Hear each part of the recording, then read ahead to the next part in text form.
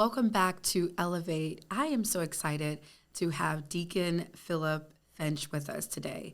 He is going to be talking to us about his incredible career and all the things that he's been contributing right here in Metro Atlanta.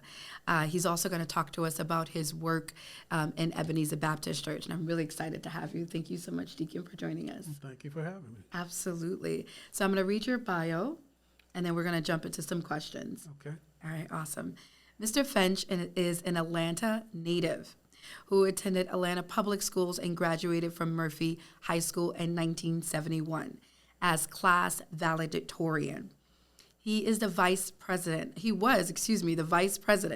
of the student body, co-captain of the varsity, let me just put that over there, football team, wow, and a statistician for the varsity basketball teams, as well as a catcher on the varsity baseball team. So apparently just completely gifted in sports. In 1975, Mr. Finch received the BS degree in computer science and engineering from the University of Pennsylvania. And in 1976, his master's degree in information and computer science from the Georgia Institute of Technology. Mr. Finch worked with Unisys Corporation for 19 years, beginning as a software developer and ending as a program manager, providing software products to the banking industry. In 1995, Mr. Finch joined JDA Software Group as a program manager, delivering revenue management software solutions to the travel and hospitality industry. Mr. Finch remained at JDA for 17 years. Talk about faithfulness. One place 19, next place 17. Yes, very loyal. In 2014, Mr. Finch worked with WebOps LLC, which is a medical device logistics company, as senior program manager, and retired in 2019. Congratulations to you. Thank you. Right before the pandemic. You retired at a good time. And Mr. Finch attends Ebenezer Baptist Church in Atlanta, where he's been an active member throughout the years and currently serves as a deacon, member of the Sunday School, men's ministry, men's chorus, Marie Hunter Usher Board, and the technology team. And since 2018, Mr. Finch has been a member of the 100 Black Men a DCAB Incorporated. He served with the board of directors in 2021 and 2022, and currently serves on the Education Committee, Scholars Board, and Technology Committee, and leads sessions in the Leadership Academy. Wow, I just feel like you need to write a book. Maybe you're right. Maybe after this I will. Right, with all that you've done, this is decades of experience and of contributions to the community. I think one of the things I want to ask, starting off throughout your career, that's obviously remarkable and impressive and unmatched. You faced challenges specific to being a Black man in business, or just a Black man in that space, the technology space. Can you share an experience of overcoming these obstacles and the lessons you learned from it? Yeah, so it's interesting. Well, first again, thanks again for having me and for opening up this forum to allow us to communicate in this way. Absolutely. And hopefully what we do will be an inspiration and help others who are coming along the way. So thank you so much for doing this. Thank you.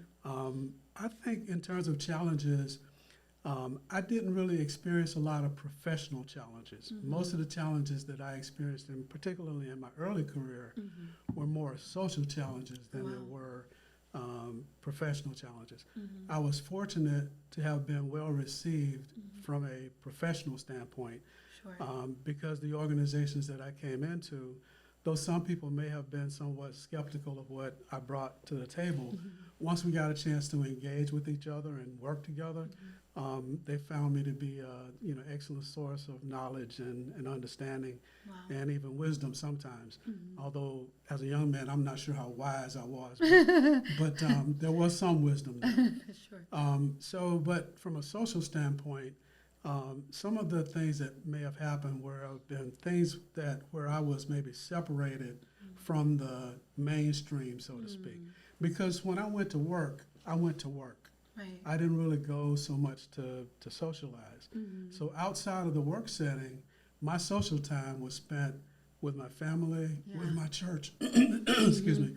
I didn't spend that much time socially with people who I worked with at the time. So there may have been some things, because in social settings, even though work gets done in social settings too. That's very learn true. That, right? That's right. So there were some times that I may have been separated from that. Wow. And I think I overcame that over time by the associations that I developed inside of the corporation.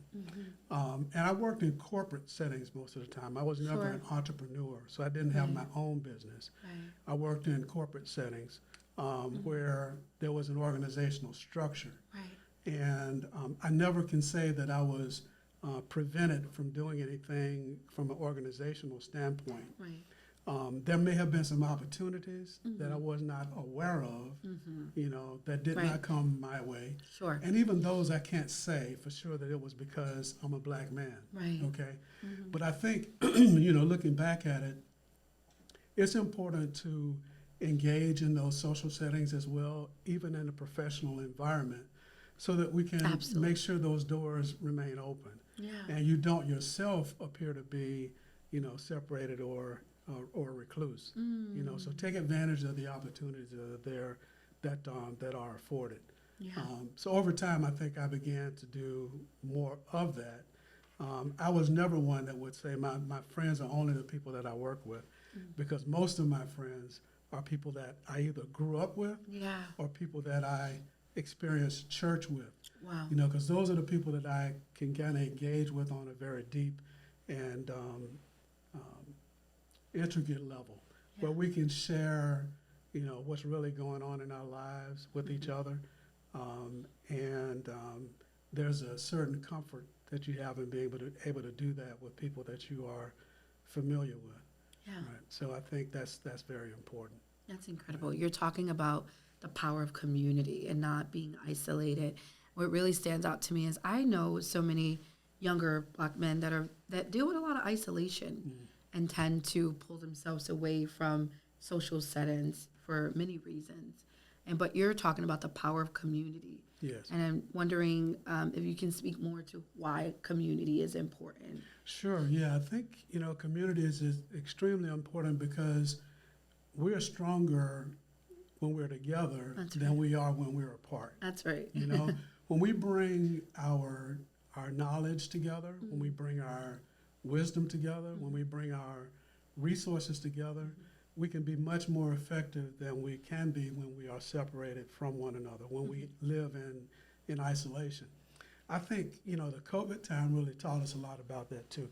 Yeah. That was some forced isolation that we had at that time, which led to, a lot of mental health issues in the community. I thank God all the time that I thank God, period, for my church family and my regular family as well, but particularly during a time like COVID, when you couldn't get out, you were forced to stay in.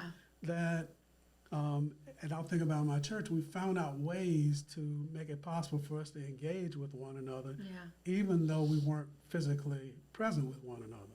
So, thank God for Zoom, right? Yeah, I was gonna say, were you helping for other with that? technologies like that, that really made it possible for us to interact with one another, even though we weren't in presence with one another. And those technologies have even continued today because many of our meetings that we have are hybrid meetings, where people come and they sit together in a room, and those who can't come are at home on their computer, and that just makes it possible for everybody to be included. Right. So that's very important.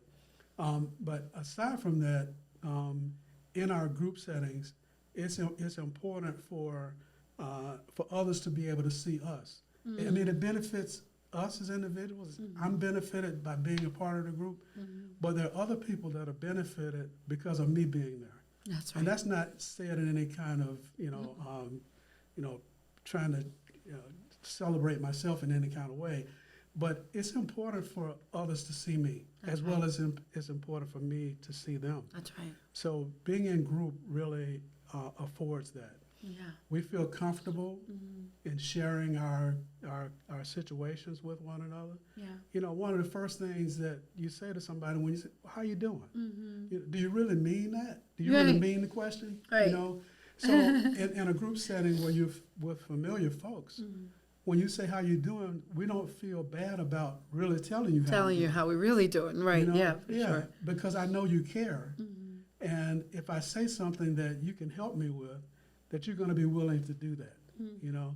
So being in community facilitates that kind of relationship with one another. And I think it's very important for us to cultivate community in that way.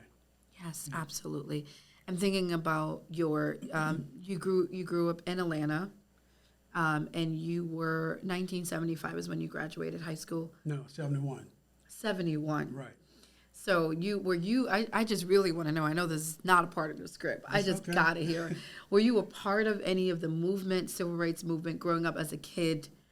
Did you participate? Did you march? Were you a part of any of So that? the closest I got to a march was to march in the funeral procession Wow. of Martin Luther King Jr. Wow.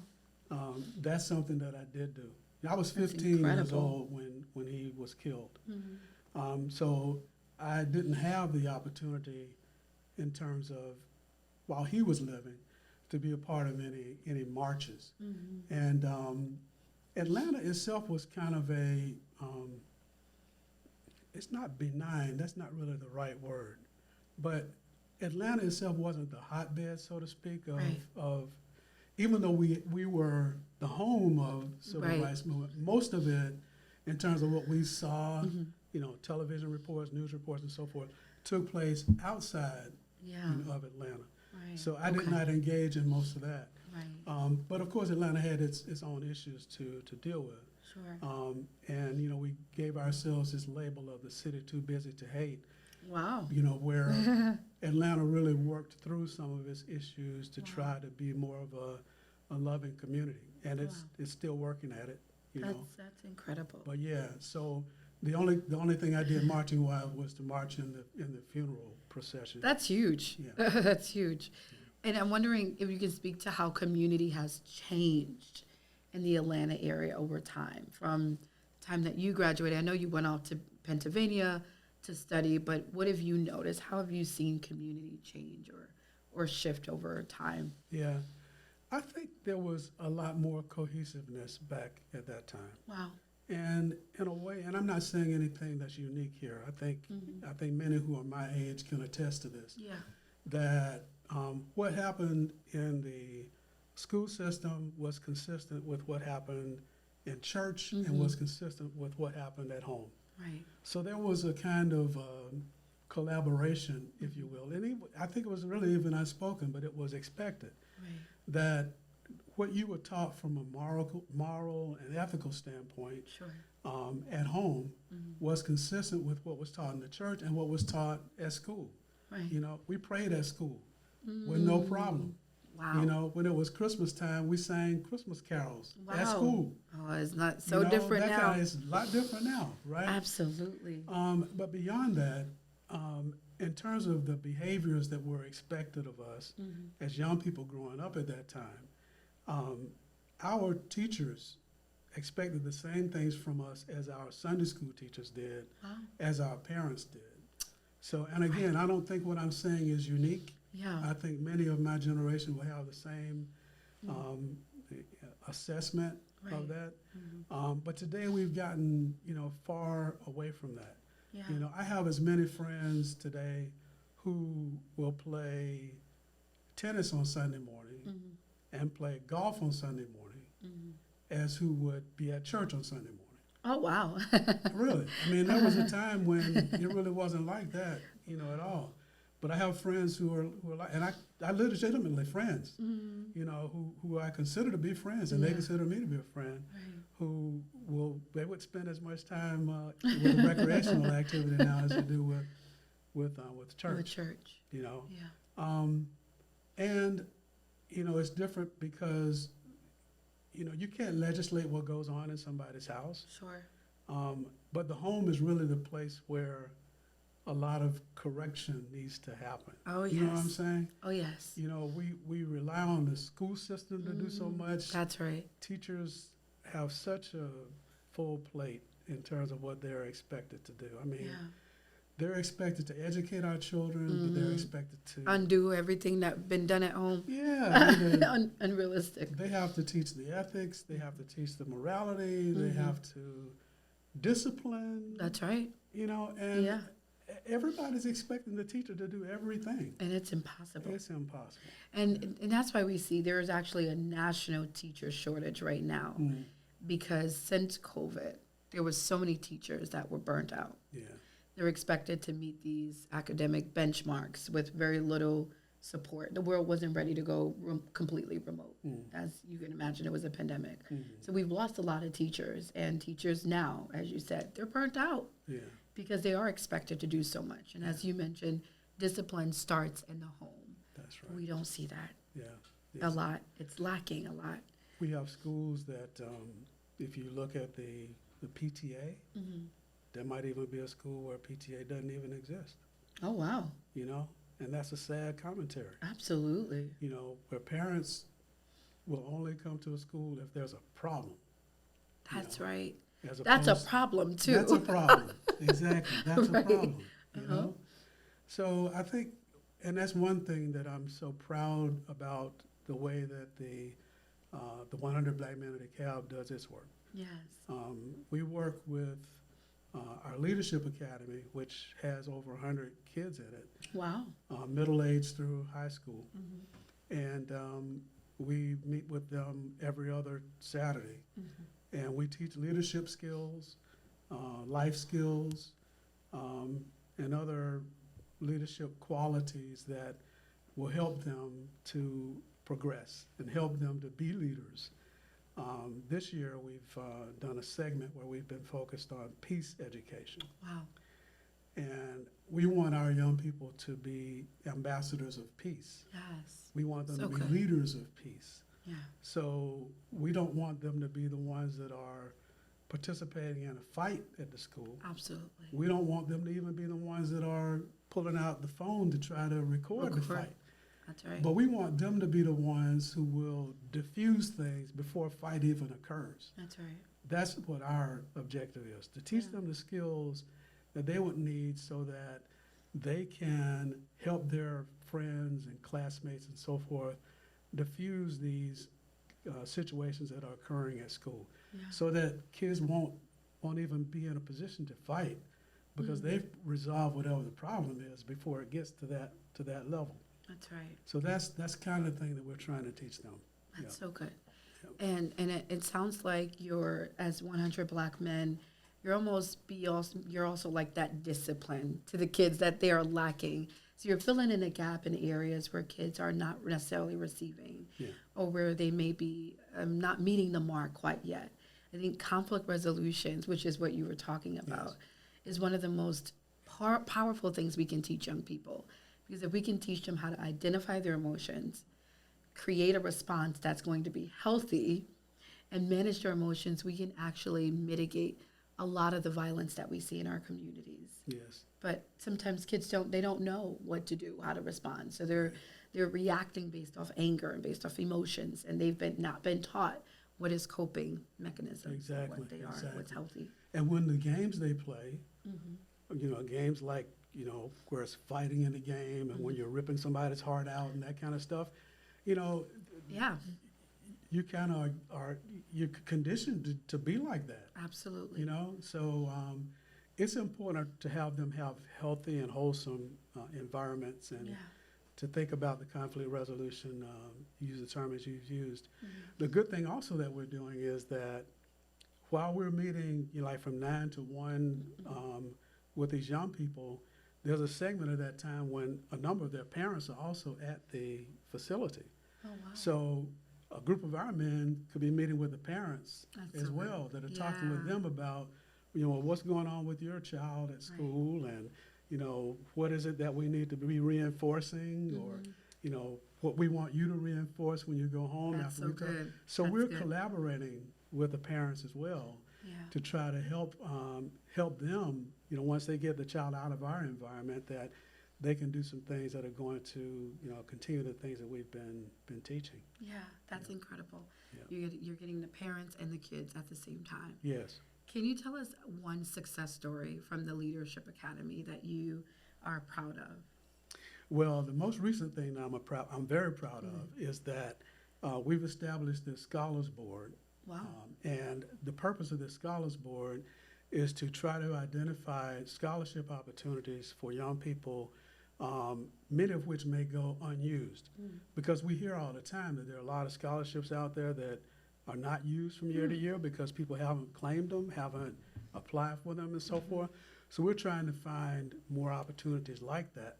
We also established some internal scholarships for our kids. So the most recent thing we did was we had a essay contest Oh, nice. inside of the 100's Leadership Academy, where kids were able to write an essay about youth violence. That was what the topic of the essay was about. And so we had a number of young people to submit essays. We had the Scholars Board to read every essay, evaluate it using a standard rubric with each other. And then we selected 3 young people for third place, second place, and first place. Nice. And we were able to award those scholarships. Now, those scholarships will go toward their college activity. Yes. So, right. And these young people were juniors and seniors. Wow. Okay. So some of them will not see it until they, none of them will see it until they graduate. Right, okay? right. But they've, submitted and then they've won. And we went to the high school of the winning or the first place essay writer. Right, right. And we presented it in front of his class. Wow, that's incredible. It was a moving experience for me because I didn't expect it to happen this way.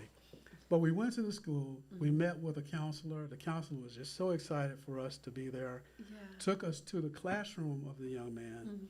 Wow. And, we talked about, beautiful. all the students were informed about the work that we do and so forth. And the cream on the cake was the young man came up in front and he read his essay in front of the class. And you could not believe how riveted those young people were. They were paying such close attention to every word. They were hanging on every word. That's right. Yes. It was just a great, great experience. And you don't know who that young person is going to be. You're literally investing in our next leaders. That's right.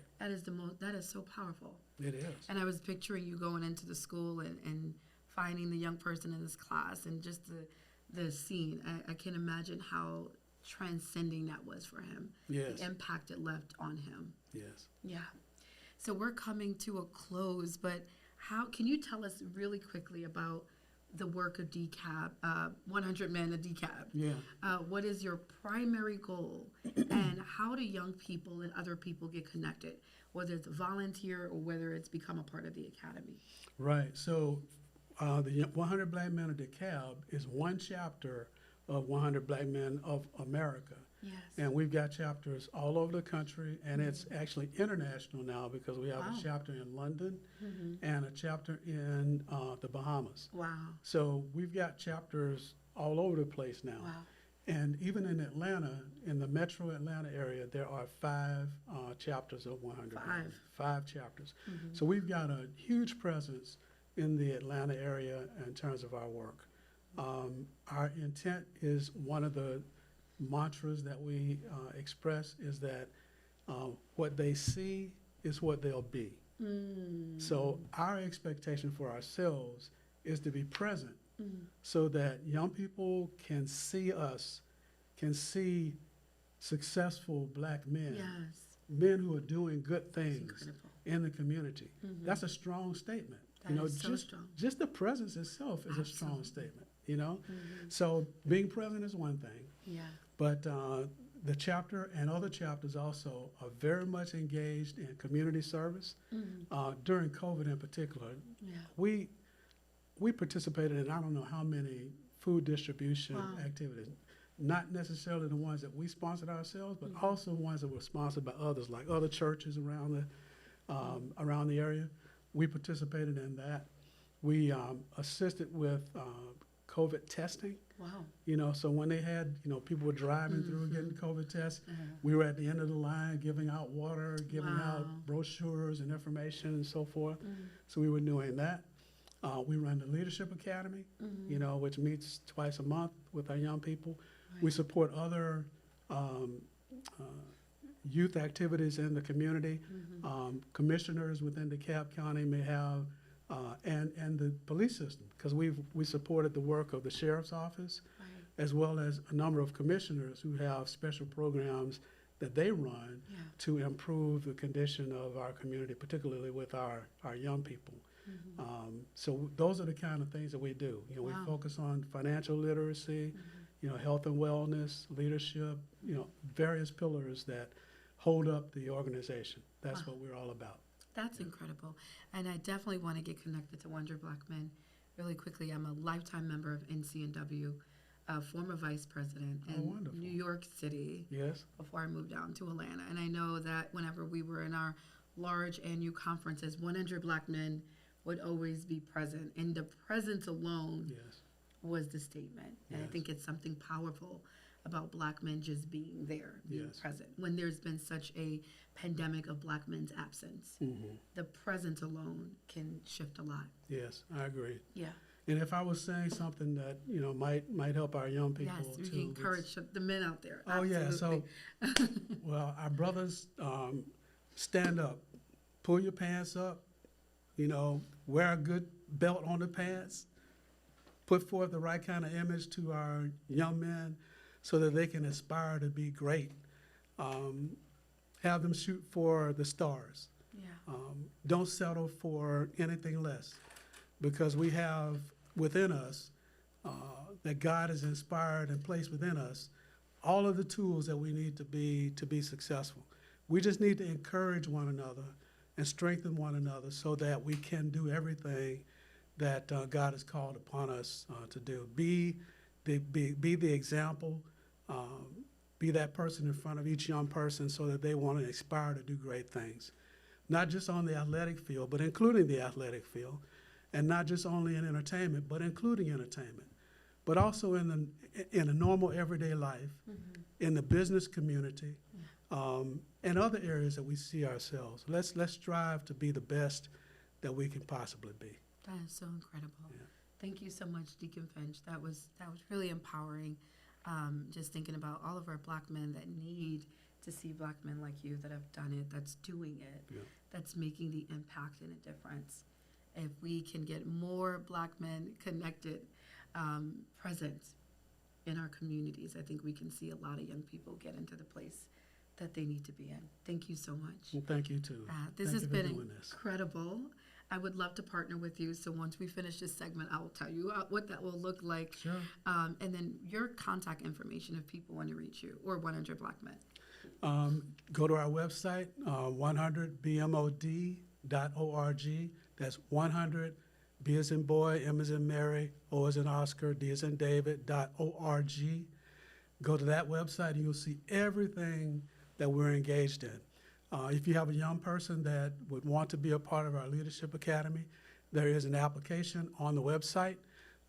We're not open for the rest of this school year yet, but we'll be opening up again in the next school year. And when that happens, we'll look forward to supporting you there. And not only does our chapter do that, but every chapter in the metro area has a similar program that they will execute. So even though you look at 100 of DeKalb, if you live in Gwinnett, or you live in South Metro, or you live in Atlanta proper, each of those has a 100 Black Men chapter as well. So you're welcome to visit those sites as well. Thank you so much, Deacon Finch. Please visit 100 Black Men. Wherever you are, you can, if you're in a metro area, find your local chapter, get plugged in, get connected. This is where your community is, and you definitely want to be connected to incredible men like Deacon Finch. Thank you again for your time. This has been incredible. We hope to have you back again. Well, thank you so much. Future. Yes, thank you so much. I appreciate it, and thank you for doing this too, because this is so important to get this kind of a message out to our general community is a really big, important thing. You know, so many times we only see what's shown on the news, or That's right. God forbid some posting of a social media thing that nobody's edited or whatever. But to have an opportunity like this, Yes. to set the record straight, so to That's speak, right. you know, that's very, very important. So thank you for doing what you're doing. Thank you, Deacon Finch. I appreciate it. And to set the record straight, y'all share this out. We share out bad news so much, but we don't share out good content and inspirational content that can actually encourage and inspire other people. So we want you to go ahead and share this out to other men and to people in your family and people in your circles. We appreciate you guys so much for watching. We know that you got something really great out of this, as I did. We will be back next week with another Black Men in Business in Metro Atlanta. Stay tuned. We'll be back soon.